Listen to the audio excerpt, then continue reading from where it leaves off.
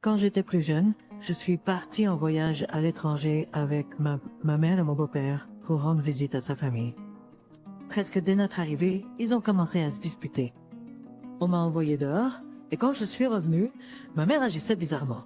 Elle m'a dit un des cousins de mon beau-père allait se marier dans 2 jours, mais de ne pas m'en faire. Elle n'arrêtait pas de répéter ça et d'agir étrangement. Alors j'ai continué à fausser jusqu'à ce qu'elle m'explique. Oui, le cousin allait se marier, mais seulement symboliquement. La famille du cousin était désespérée et avait besoin d'un mariage culturel pour une raison quelconque. Il avait déjà accepté d'aider, donc elle ne pouvait pas vraiment dire non, mais de ne pas m'en faire, ça ne voulait rien dire, car c'était seulement symbolique. C'est là que j'ai compris comment il aidait. Elle m'a rassurée en disant que ça ne voulait rien dire et m'a supplié d'être polie et d'être le marié pour la journée. Ce serait juste une fête amusante et une bonne occasion d'en apprendre plus sur leur culture. Toute la journée était floue, mais la nourriture était bonne. Mis à la meilleure settle, ma mère et moi avons passé le reste du voyage juste toutes les deux, tandis que mon beau-père était avec sa famille. Mais une fois rentrés à la maison, tout était complètement normal et nous n'avons jamais vraiment reparlé jusqu'à aujourd'hui. Mon beau-père a appelé pour demander si ma femme, ma fille et moi voudrions venir en vacances dans son pays d'origine. Il paierait tout. Il insistait vraiment pour que nous venions, alors j'ai résisté. Il a avoué que, en plus du temps en famille, il avait aussi besoin que je vienne pour annuler le mariage symbolique afin que le cousin puisse se marier avec son partenaire. Car elle ne peut pas actuellement, étant donné qu'elle est considérée comme déjà mariée avec moi. Je ne vois pas pourquoi il faudrait faire ça. Même, c'était pas un mariage légal en premier lieu. Il ne pouvait littéralement pas l'être pour plusieurs raisons, donc il n'y a rien à annuler. Il a dit qu'il était vraiment désolé que ça soit arrivé, mais maintenant, nous pouvons arranger les choses et ne plus jamais y penser. L'année problème avec le retrait, puis oui. C'est pas sûr d'y aller en premier lieu. Et je n'aime vraiment pas l'idée de me retrouver piégé quelque part où je ne connais pas la langue ou ce qui se passe. Il me dit que je suis égoïste, car même si cela ne me concerne pas directement, ne pas arranger les choses affecte quand même le cousin et ne lui permet pas d'avancer. Ma mère me supplie d'y aller en disant que ce n'est qu'une journée pendant des vacances que mon beau-père est prêt à payer, car il se sent tellement mal à ce sujet. Ma femme pense que je ne devrais pas y aller, car c'est pas sûr. Et c'est pas quelque chose qui devrait être mon problème de toute façon. J'ai demandé à mon père et il est partagé. Évidemment, je n'ai pas à y aller. Mais si c'est aussi simple, peut-être qu'un voyage gratuit n'est pas une mauvaise idée et je pourrais aider quelqu'un. Je n'ai pas envie. Attends, c'était toi et marié? Oh mon Dieu, ça sent mauvais pour moi. N'en fais pas ça. Penses-tu que c'était une coïncidence que tu étais en vacances quand ce mariage symbolique devait avoir lieu? Non, c'était prémédité dans ton dos imposé à toi et à ta mère. Ta mère a reconnu le danger dans lequel vous étiez tous deux si elle refusait, mais elle a quand même cédé et t'a menti sur ce qui se passait. Ensuite, elle est restée mariée à l'homme qui a conspiré dans son dos au sujet du destin de son fils ou du bénéfice de sa famille d'origine. Vite! Ne fais pas confiance à ta mère ou à ton beau-père. Ils t'ont emmené dans un pays étrange pour te marier de force. S'il te plaît, ne les suis pas. Arrête pour revenir. Ne pars pas. Ton beau-père t'a marié, symboliquement ou autrement, sans ton consentement, ta compréhension ou ta volonté. Ou leur fille. Mon Dieu, ne laisse pas une fille être emmenée dans une famille étrangère pour être mariée sans son consentement. Le beau-père a spécifiquement demandé au père d'amener sa belle-fille. Le beau-père a créé ce désordre. Il peut utiliser ses dollars américains pour corrompre les officiels dont il a besoin pour arranger les choses. Fausse signature, peu importe. Ce n'est pas le problème d'OP et ça ne vaut pas le risque. GSM va rester symbolique. Un devin ou un astrologue prédit que le premier mariage de quelqu'un échouera. Alors la famille marie la personne symboliquement à un arbre ou quelque chose d'autre pour que son prochain mariage avec son véritable conjoint ait plus de chance. Bien sûr, cette famille est nulle de ne pas avoir marié la fille à un arbre plutôt qu'à un inconnu. La partie appelée au point Boxback. Est-ce que quelqu'un a donné quelque chose à OP pour altérer son esprit afin qu'il ne comprenne pas vraiment à quel point c'était un désastre? Mec, prends un avocat. Sois prêt à tout faire pour te défendre contre ton beau-père et ta mère si nécessaire, car ce genre de choses peut vraiment gâcher ta vie. Et ils ont eu aucun problème à te jeter au loup à l'époque. Moi, femme de 35 ans, suis introvertie et souffre d'anxiété sévère. Être le centre de l'attention est mon pire cauchemar. Je serais bien seule dans les bois en ermite. À cause de ça, je déteste sortir pour mon anniversaire. Je le passe soit seul, soit à la maison, avec des amis proches, où je suis plus à l'aise. J'ai des amis et de la famille qui veulent toujours que je sorte pour mon anniversaire avec eux, et parfois j'y vais. Malheureusement, même si je leur demande de ne pas le faire, de temps en temps quelqu'un pense que c'est drôle de dire au personnel que c'est mon anniversaire et de leur faire tout le tralala avec le dessert et chanter joyeux anniversaire. Et je fais littéralement une crise de panique. Ils trouvent ça hilarant. Il y a une semaine, ma grand-mère est décédée. La famille a insisté pour faire un dîner d'anniversaire, disant que ça serait bien. Ça serait bien de sortir de la maison. Quelques amis proches sont également venus. Eh bien, nous finissons le dîner. Et j'ai entendu le son qui me remplit littéralement de colère et de rage. C'est le son du personnel applaudissant alors qu'ils venaient tous vers nous avec le dessert et les bougies. Et ils ont commencé leur chanson d'anniversaire bruyante et agaçante, signature du restaurant. Mon frère et sa femme ont commencé avec le personnel en train de chanter et à environ 5 pieds de notre table, je me suis levée, suis sortie du restaurant, suis montée dans ma voiture et suis rentrée chez moi. Ma mère dit qu'elle est mortifiée et a dit que j'étais l'idiot principal et que ce n'était pas seulement impoli envers tout le monde qui est venu à mon anniversaire, mais aussi envers le personnel et qu'elle a dû s'excuser profusément et laisser un pourboire supplémentaire. Malgré dans le passé, ils l'ont enregistré sur leur téléphone et l'ont partagé sur leur page de médias sociaux personnels et d'autres membres de la famille, même dans d'autres pays, ont trouvé ça drôle. Je serais également d'accord pour chanter pour quelqu'un d'autre. C'est tout le fait de me mettre en spectacle qui pose problème. Pas l'idiot. Tu sais, je dis à mes enfants, c'est seulement drôle si c'est drôle pour tout le monde. Être l'éternelle cible de leurs blagues à une seule note, c'est trop. C'est pas drôle, ça n'a jamais été drôle. Ne refais pas ton anniversaire avec eux. Je suis assez sûre que même te voir aussi bouleversé ne changera pas leur comportement. Mon ex-mari a essayé de m'embarrasser comme ça une fois, et Dieu merci, le serveur du restaurant lui a dit qu'ils font pas ce genre de choses. C'était un endroit très chic, comme si l'eau du robinet n'était même pas une option de boisson. Je pense que le serveur savait que mon ex était un tyran envers moi à ce moment-là parce que mon ex voulait que tous nos amis chantent pour moi et j'étais prête à pleurer. Il lui a dit que ça dérangerait les autres clients et l'a fait se calmer. Le serveur a fait écrire « Joyeux anniversaire » sur mon assiette de dessert par le personnel de cuisine et il m'a donné une fleur. J'étais donc vraiment flattée qu'il ait mis autant d'efforts. J'étais tellement embarrassée que mon ex ne voulait pas donner de pourboire au gars. Mes amis ont tous donné plus, ouais, mais j'étais toujours mortifiée. Félicitations pour avoir perdu le poids de cet idiot. Ok, certainement pas l'idiot ici. Ne considère-t-il même pas à quel point tu étais mortifié et à quel point c'était impoli envers toi, l'invité d'honneur? C'est complètement ridicule qu'il ne puisse pas te respecter, tes souhaits et ton besoin très valable d'éviter d'être au centre de l'attention. Si c'était moi, j'éviterais d'avoir un autre dîner d'anniversaire avec eux. Mère amie Francesca et son mari Will sont des citoyens, je jure. Je connais Francesca depuis presque 12 ans et Michael beaucoup moins, mais nous étions quand même de bons amis. Mon fiancé et moi n'avons pas d'enfants. Je n'ai pas d'enfants parce que je ne peux pas ou ne veux pas en donner naissance. De plus, mon partenaire et moi avons envisagé l'adoption et la garde d'enfants, mais nous n'avons pas encore pris de décision finale. Je suis une femme de 25 ans et mon fiancé est un homme de 28 ans. Nous avons été désignés comme les tuteurs de leurs enfants en cas de tragédie. Michael et Francesca ont 3 enfants ensemble, Joe, un garçon en bas âge, et des jumelles nommées Sarah et Tessa.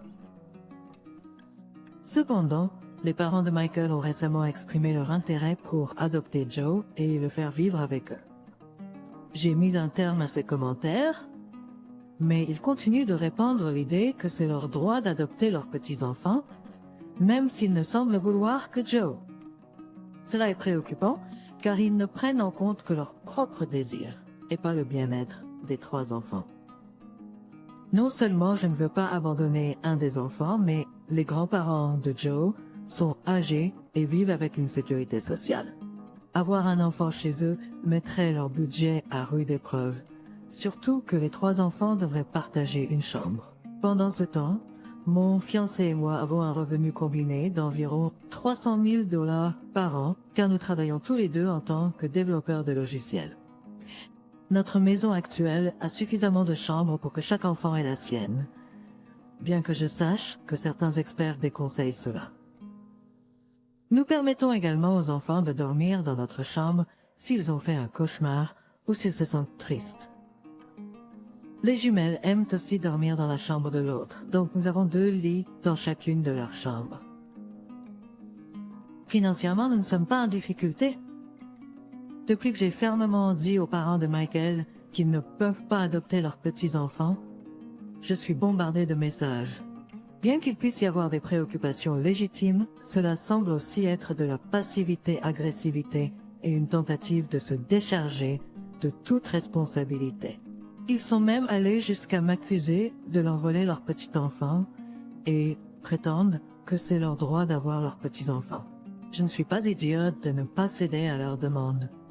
J'admets qu'il y a eu quelques problèmes initiaux lorsque les enfants sont venus vivre avec nous, mais nous les avons inscrits à des séances de thérapie et avons également suivi une thérapie familiale comme recommandé par leur thérapeute. Alors, ai-je tort de ne pas donner la garde aux grands-parents des enfants? Non, j'ai pas tort. Si nos amis voulaient que les grands-parents soient les tuteurs, ils auraient été nommés en tant que tels. Il est également préoccupant qu'ils ne veuillent que Joe et pas les 3 enfants, ce qui pourrait entraîner un traitement inégal. Je maintiens ma décision de garder la garde et je suis prête à consulter un avocat si nécessaire. Il est clair que les parents de Michael n'ont pas les meilleurs intérêts de leurs petits-enfants à cœur. Surtout s'ils ne veulent qu'un seul enfant et pensent que c'est acceptable de les séparer. C'est dégoûtant et révélateur qu'ils ne veuillent que le garçon. Vous devriez consulter un avocat et vous assurer qu'il n'y a pas de visite non surveillée jusqu'à ce que vous soyez officiellement les parents adoptifs. Je suis sûre que vous avez déjà parlé à leur école, leur garderie et leurs équipes sportives et que vous savez que leurs grands-parents ne sont pas autorisés à venir chercher les enfants. Ma belle-mère, qui est une femme d'ailleurs, est venue séjourner chez nous pendant quelques semaines pendant que sa maison était en rénovation pour Noël. Le problème, c'est qu'elle est entrée dans la salle de bain sans prévenir, alors que j'y étais. Heureusement, elle ne m'a pas vue nue, car j'ai commencé à remarquer son comportement après la 2e fois en une semaine. Elle entrait sans frapper, disait « Oh, désolé » et refermait la porte. J'ai essayé d'en parler à mon mari, mais il m'a ignoré. Et il a même dit « Et alors, si elle t'a accidentellement vue nue, c'est de la famille. » Il a vraiment dit ça. Nous avons une serrure sur la porte de la salle de bain et j'aurais pu l'utiliser, mais j'ai des traumatismes passés. D'avoir été enfermée dans une pièce après que mon frère m'ait enfermée dans une salle de bain quand j'avais 5 ans. Alors j'ai eu cette idée, j'entrerai dans la salle de bain en faisant semblant de l'utiliser et j'attendrai qu'elle vienne. Parce que honnêtement, c'est délibéré à ce stade. Quand elle entre accidentellement, elle me verrait dans une position étrange ou gênante. Par exemple, en faisant une position de balai, debout sur les toilettes, ou debout face au mur avec les mains en l'air, habillée bien sûr. Je peux imaginer à quel point cela serait gênant et étrange pour elle, car elle resterait là quelques secondes, essayant de comprendre ce que je faisais. C'était hilarant au début de voir sa confusion initiale, mais elle en a parlé à mon mari, prétendant m'avoir surprise en train de pratiquer des rituels dans la salle de bain. D'abord, j'ai craint les choses et révélé les raisons. Mon mari était furieux. Il m'a traité d'enfantin et a dit que j'ai fait peur et mis mal à l'aise sa mère avec mon comportement. Il a dit que j'aurais dû agir de manière mature et verrouiller la porte au lieu de jouer à des jeux d'esprit. Est-ce que c'est moi qui ai tort ici? Tu as choisi une approche humoristique et c'est génial. Cependant, c'est ton mari qui a tort. Il s'attend à ce que tu agisses de manière mature, mais il n'attend pas de sa mère qu'elle frappe à la porte avant d'entrer. C'est le jeu de pouvoir le plus étrange de continuellement entrer dans la salle de bain. Ta prochaine pause devrait être de faire face à la porte et de lui montrer 2 doigts d'honneur. Je déteste les gens qui blâment les victimes. Il est en colère contre toi parce qu'elle entre sans cesse dans la salle de bain chez toi, où elle est invitée, mais il se met en colère contre toi pour lui avoir fait sentir mal à l'aise et lui avoir causé des soucis. Quoi? C'est de sa faute. Ma chérie, prends de la gelée, de préférence rouge, et étale-la sur la poignée de la porte. Et quand elle entrera, mange-la comme un homme des cavernes. Puis quand ton mari demandera, tu étais en train de manger sous le stress. Entrer dans une salle de bain où quelqu'un fait une pause de ballet est terrifiant. Mais entrer sans frapper chez ta belle-fille et faire contact visuel pendant qu'elle fait caca après avoir été répété de ne pas entrer dans la salle de bain est un comportement normal. Ah non, Martha, j'en ai marre de ces partenaires sans colonne bottelle ni tête à leur mère. Ton mari raconte n'importe quoi. C'est une façon inventive et humoristique de gérer cette mère intrusive. Vous êtes tous adultes. La plupart des adultes savent qu'il ne faut pas entrer dans la salle de bain quand la porte est fermée. C'est une excellente forme de vengeance amusante. Tu m'as fait rire? Cependant, peut-être devrais-tu suivre une thérapie pour apprendre à verrouiller une porte. Pas seulement pour ça, mais au moins tu pourras mettre ces problèmes derrière toi. Et sérieusement, OP, s'il te plaît, aborde l'attitude de ton mari. Tentez pas de te dévaloriser.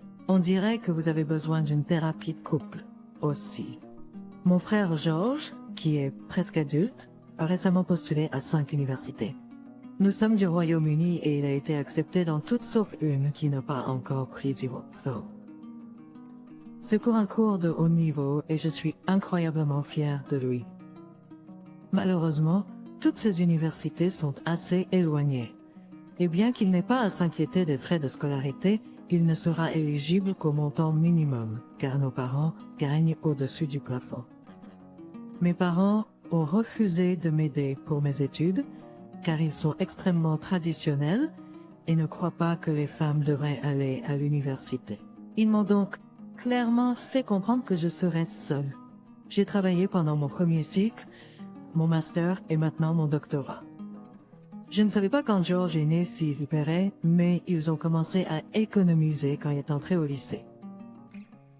Ça n'a pas eu longtemps, c'est maintenant. Mon frère n'a pas bien réussi les premières années et ses examens pratiques se sont très mal passés en 4e année. Mais nos parents lui ont toujours dit qu'il était bien mais pas intelligent et je pense que ça l'a affecté un peu. Quand il a échoué à ses examens pratiques, ils ont dépensé l'argent pour des vacances coûteuses à l'étranger auxquelles aucun de nous n'a été invité. Georges m'a confié ses ambitions, il voulait aller à l'université, alors je l'ai aidé à étudier. Il a travaillé dur et a réussi suffisamment pour pouvoir suivre les cours qu'il voulait faire, et je l'ai aidé quand il en avait besoin. Mais c'était surtout pour le rassurer qu'il faisait du bon travail, et je suis fière de lui, peu importe ce qui arrive. J'ai commencé à économiser dès qu'il m'a confié qu'il voulait y aller. Ce n'est pas grand-chose, car j'ai mes propres frais de scolarité et dépenses à payer, mais c'est suffisant pour égaler le montant qu'il recevra de son prêt étudiant. Pour sa première année, environ 7 000 € de prêt étudiant. Il attend ses résultats finaux, mais il est assez sûr qu'il ira dans une université spécifique, la même que j'ai fréquentée pour mon diplôme de premier cycle. Par conséquent, je sais que sans l'aide de nos parents, il sera dans une situation difficile. Donc je vais continuer à économiser et à l'aider autant que je le peux. Nos parents sont entrés pendant que j'expliquais à Georges les conditions pour qu'il ait accès à cet argent. Je lui transférerai un montant spécifique chaque mois. Il est à l'université le premier du mois, mais pour les grosses dépenses comme les manuels scolaires, je paierai directement et déduirai cela du montant mensuel. J'essaie juste de m'assurer qu'il ne dépense pas tout d'un coup. Mes parents étaient contrariés et ont dit que j'avais dépassé les limites et que je les avais sous-estimés. Ils ont prétendu que ce n'était pas ma responsabilité. J'ai acquiescé et leur ai dit que c'était pas le cas. Mais s'ils avaient été responsables et avaient cru en lui, je n'aurais pas eu à le faire. Je pense pas avoir fait quelque chose de mal, mais je me sens aussi extrêmement coupable. Est-ce que je suis celui qui a tort? Je n'arrive pas à comprendre comment tes parents peuvent être si insensibles envers l'avenir de leurs enfants et ensuite se mettre en colère contre toi. C'est incroyable. Tu es un frère, une sœur incroyable. Certainement pas en tort, même légèrement. Bravo pour tes propres études et pour soutenir ton frère. Aussi, je pense que qualifier tes parents de traditionnels est très généreux. Imagine être contrarié que tes enfants s'aiment et se soutiennent tellement qu'ils vont intervenir et couvrir tes échecs. Je me demande même si tes parents voulaient envoyer quelqu'un à l'université. D'abord, ils ne t'ont pas payé car tu es une femme, et maintenant, ils ne paient pas ton frère pour une raison quelconque. Je pense qu'ils voulaient juste dépenser l'argent pour eux-mêmes depuis le début, et maintenant, ils essaient de faire semblant d'avoir d'autres intentions. Je suis d'accord avec toi. Non seulement ils n'ont pas aidé ton frère, mais ils l'ont aussi découragé, et maintenant, ils sont en colère que tu l'aides au lieu d'eux. Tu n'as rien fait de mal. Ils sont juste contrariés que tu les fasses passer pour des mauvais parents. Ils préféraient que ton frère n'aille pas à l'université plutôt que d'admettre qu'ils ne l'ont pas aidé. Ah,